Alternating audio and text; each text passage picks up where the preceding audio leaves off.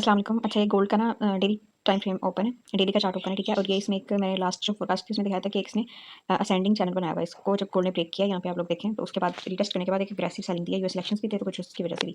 तो अब ये जो है ना, इस सिचुएशन को देखते हुए अगर हम बात करें तो ये देखें, थर्सडे की जो कैंडल थी ना, ये वाली, ये थर्सडे की कैंडल थी, ठीक है। ये रिजेक्शन के साथ क्लोज हुई थी, तो ये एक पुल बैक की तरफ जो है इंडिकेट करी थी हमें कि अब गोल्ड जो है वो by side like daily time frame के अकॉर्डिंग रिट्रेसमेंट लेने के लिए जा सकता है। बट जो उससे नेक्स्ट कैंडल है ना, वो एक सॉर्ट ऑफ पिन बार है, इसको पिन बार भी कह सकते हैं। बट इसकी क्लोजिंग ना उसने पहले वाली कैंडल से, लाइक जो फ्राइडे वाली कैंडल है उसकी क्लोजिंग उसने थर्सडे वाली कैंडल से नीचे की है। बट ये एक इंडिसीजन कैंडल है, ठीक है। इसमें कोई खास फ्राइडे को रेंज नहीं हुई। तो अब इसके अकॉर्डिंग अगर हम अपने जोन्स डिफाइन करें ना, एक तो मैंने ये वाला एरिया मार्क किया हुआ है, उससे पहले एक लेवल शेयर किया था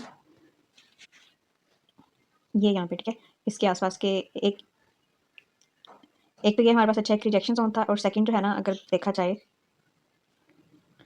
तो ये एक सपोर्ट एरिया भी था, ठीक है। ये एक सॉर्ट ऑफ सपोर्ट एरिया। तो इन दो रेड लाइंस के दरमियान में से गोल्ड ने कैसे रिजेक्शन लिया। अब इस सिचुएशन को अगर देखा जाए ना, जैसे ये इंडिसीजन कैंडल भी बनाई हुई है, तो ये एक सपोर्ट एरिया है कि गोल्ड यहाँ से रिजेक्शन ले सकता है। और ये एक अच्छा जोन होगा बाइंग के लिए। इसकी अगर मैं वैल्यू शेयर करूँ तो ये है 2501 से 2527 तक। अगर इस जोन को भी गोल्ड रिस्पेक्ट नहीं देता तो डेली टाइम फ्रेम के अकॉर्डिंग फिर हमारे पास एक और सपोर्ट जोन है, ठीक है। अगर उसकी मैं वैल्यू शेयर करूँ तो वो है सेकंड जो जोन है ना, वो हमारे पास बनेगा अराउंड इस लेवल के आसपास, ये जोन। तो सेकंड हमारे पास ये एक सपोर्ट एरिया हो सकता है। इसके अगर मैं रीजन शेयर करूँ तो अच्छा, ये एक अच्छा सपोर्ट लेवल किस लिए कि गोल्ड ने इसको ब्रेक डाउन किया, पहले यहाँ से सपोर्ट लिया, फिर अगेन से सपोर्ट लिया, फिर इसको फाइनली ब्रेक डाउन करके ये यहाँ से इसने दो दफ़ा फिर सपोर्ट लेके ये इतना बुलिश साइड पे गया है। तो ये भी एक हमारे पास अच्छा एरिया हो सकता है। अगर गोल्ड इस लेवल को ब्रेक करता है तो फिर सीधा हमें गोल्ड इस लेवल तक हम इसको सेलिंग में देख सकते हैं। अच्छा, ये दो तो डिमांड एरियाज थे ना कि गोल्ड सपोर्ट कहाँ से ले सकते हैं। अब अगर सेलिंग जोन्स की बात करें या सप्लाई एरिया की बात करें, तो डेली टाइम फ्रेम के अकॉर्डिंग एक हमारे पास ये जोन हो सकता है, ये एक ब्रेकर ब्लॉक वाला जोन भी है। एक हम यहाँ से सेलिंग एक्सपेक्ट कर सकते हैं डेली टाइम फ्रेम के अकॉर्डिंग। और अगर सेकंड सेलिंग जोन में शेयर करूँ तो वो ये इस एरिया के पास हो सकता है यहाँ पे।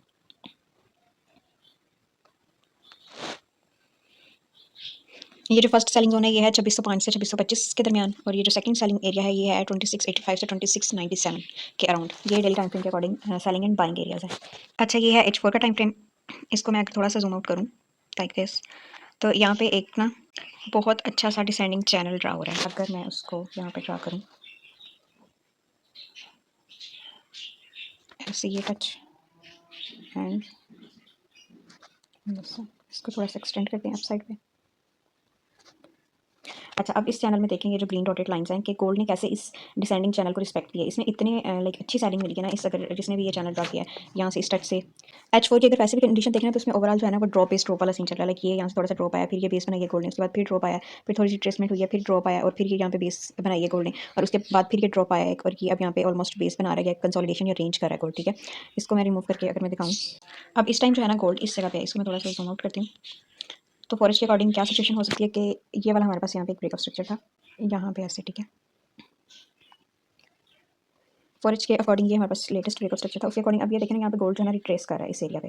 अच्छा, फॉरेस्ट के अकॉर्डिंग क्या सिचुएशन चल रही है कि गोल्ड अगर मैक्सिमम भी अपनी जो है रीटेस्ट करने आता है, सॉरी रिट्रेसमेंट करने के लिए आता है, तो एक ये वाला जोन हो सकता है जो कि इसी ये जो मैंने मेन डेली टाइम फ्रेम के अकॉर्डिंग जोन ड्रा किया उसी में ओवरलैप कर रहा है ऑलमोस्ट, तो उसकी वैल्यू वही रहेगी सेम। अच्छा, इसमें अभी देखें ना अगर, तो गोल्ड अभी एक रेजिस्टेंस एरिया पे है, ठीक है। यहाँ से बार बार वो रिजेक्शन ले रहा है, और ये एक 4H के अकॉर्डिंग एक छोटी सी इसने लाइक कंसोलिडेशन वाली या रेंज वाली सिचुएशन बनाई है। तो अब इस रेंज के ब्रेकआउट से लाइक अगर ये ब्रेकआउट करता है तो फिर यहाँ से रिजेक्शन लेके ये नीचे इस डिमांड एरिया पे आ सकता है, ठीक है। अगर यहीं से ये डाउन साइड पे जाता है तो फिर यहीं से हम इसको ऐसे डाउनवर्ड देखेंगे, ठीक है। क्योंकि जो अभी रिसेंटली 4H की कैंडल्स है ना, तो उन्होंने लाइक क्लोजिंग नीचे दी हुई है, और जो रिजेक्शन है ऊपर वाली ये जो दो कैंडल्स हैं ये ऊपर रिजेक्शन और क्लोजिंग के नीचे है। तो पॉसिबिलिटी है कि मंडे को गोल्ड डायरेक्ट से नीचे आएगा, और फिर यहाँ से बाइंग इसकी होगी, लाइक ये इस चैनल से भी कहीं से रिजेक्शन लेगा, ठीक है, यहाँ से। और फिर ये एक हमारे पास अच्छा डिमांड एरिया भी है। फिर यहाँ से अगर गोल्ड बाई साइड पे जाता है तो फिर हम सीधा इसको यहाँ तक देखेंगे 2600 तक वाले एरिया तक।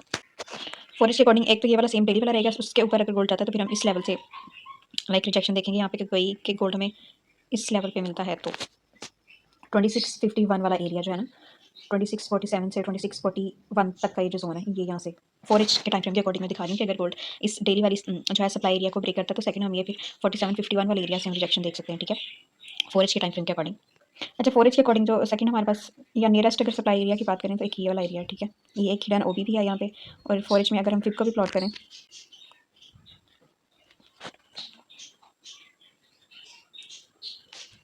हाई से लो तक, तो ये वाला जो जोन है ना, ये जो अभी मैंने मार्क किया है, ये 50 और 50 और 60% वाला जो जोन है उसके साथ ओवरलैप भी कर रहा है। ये अगर इसको मैं ऐसे करूँ, ये फिर का भी 50 और 61% वाला एरिया बन रहा है और वैसे भी यहाँ पे एक फॉरेस्ट के अकॉर्डिंग हिडन ओबी भी है जो कि 1H पे ज़्यादा क्लियरली नजर आ रहा है। बट मैंने यहाँ पे टाइम फ्रेम फॉरेस्ट का ओपन किया, अभी मैं 1H का एनालिसिस शेयर नहीं करी। जोन्स तो ज़ाहिर है यही है, फिर H1 में कंडीशन थोड़ी डिफरेंट होगी, स्ट्रक्चर वहाँ पे थोड़ा डिफरेंट होगा, लेकिन ओवरऑल तो वेरिश ही है ना। सो अगर फॉरेस्ट का मैं क्लियरली दिखाऊँ तो ये वाला है इतना एरिया फॉरेस्ट का, ठीक है। नियरेस्ट सप्लाई ये पड़ी हुई है, उसके ऊपर मेन सप्लाई की है, और अगर नीचे डिमांड एरिया की बात करें तो ये वाली डिमांड एरिया जो है वो नियरेस्ट है।